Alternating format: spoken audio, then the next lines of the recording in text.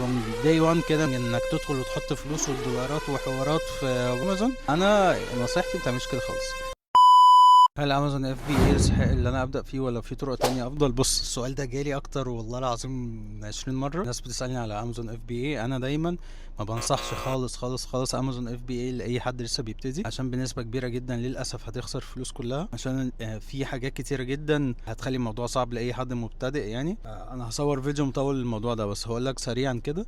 بسبب اللي انت عقبال ما تعمل ريسيرش، وده مش سهل، عقبال ما تعمل ريسيرش وتطلع منتج كويس هتروح للمصنع هيبقى طالب منك مينيمم كوانتيتي مبلغ وقدره، يعني مش اقل، ما اعرفش على حسب المنتج، يعني مش اقل من 1500 ل 3000 دولار.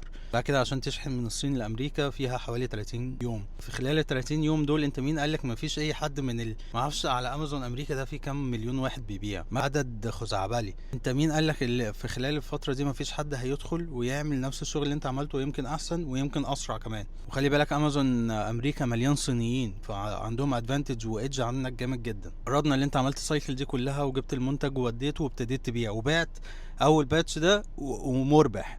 انت هتيجي قبل مثلا 70% من الستوك اللي انت جبته في الاول ده هتبقى محتاج تعمل ريستوك، فهتيجي هتروح بقى للمصنع بتاع الصين هتطلب كمية اكبر، هتلاقي نفسك اخدت البروفيت اللي انت طلعتهم من ال 70% الاولانيين اللي انت بعتهم، حطيت فوقيهم فلوس تاني عشان تدير السايكل من اول وجديد. فهتفضل في اللوب دي لحد ما تقف على رجلك بقى كده. احنا بنفترض ان مفيش حد طلعك عن المنافسه وانت فضلت ماسك المنتج اللي انت شغال عليه ده لابعد الحدود. طيب انت خلاص بقيت تبيع جامد قوي وبتاع ومية مية ماسك المتك، امازون بيجوا بكل سهوله يدخلوا بياخدوا الليستنج بتاعتك. امازون نفسها ياخدوا الليستنج بتاعتك ويصنعوا هم المنتج بالبراند بتاعهم بتاع امازون ويلستوه وتعالى قابلني بقى. ده بيحصل في كيسز كتيرة جدا، ادخل حتى اعمل ريسيرش هتلاقي الكلام ده. لو انت على امازون بتبيع وبتنافس امازون طبعا انت خسرت المنافسة مليون في المية، اللي انت خسرت المنافسة. مش معنى كده ان امازون اف بي اي وحش، امازون اف بي اي حلو جدا، بس انا شايفه بيبقى مرحلة متقدمة. حاجة تانية برضو مهمة على موضوع امازون ده، انت في الاخر مش بتقون الكاستمرز. يعني ايه؟ يعني اي حد يشتري منك على امازون انت مالكش الحق تعرف مين اللي اشترى منك، يعني ما تعرفش، معكش الداتا بتاعت الناس اللي اشترت دي، ما تعرفش تعمل لهم ريتارجتنج، يعني ما ينفعش تستهدفهم تاني الا بطرق تانية معينة، بس انت في الاخر الكاستمرز دول مش بتوعك. لكن لو انت على شوبيفاي الكاستمرز دول بتوعك، وانت تقدر تبيع لهم طول العمر وتقدر تعمل لهم ريتارجتنج وتقدر تستفيد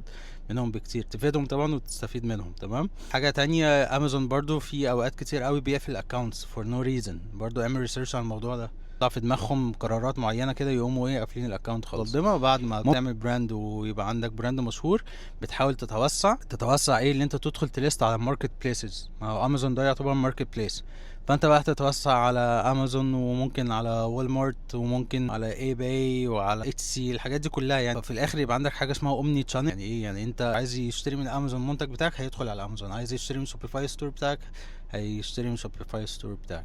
لكن from day one كده من beginning انك تدخل وتحط فلوس والدولارات وحوارات في بره في امازون، انا نصيحتي ما تعملش كده خالص.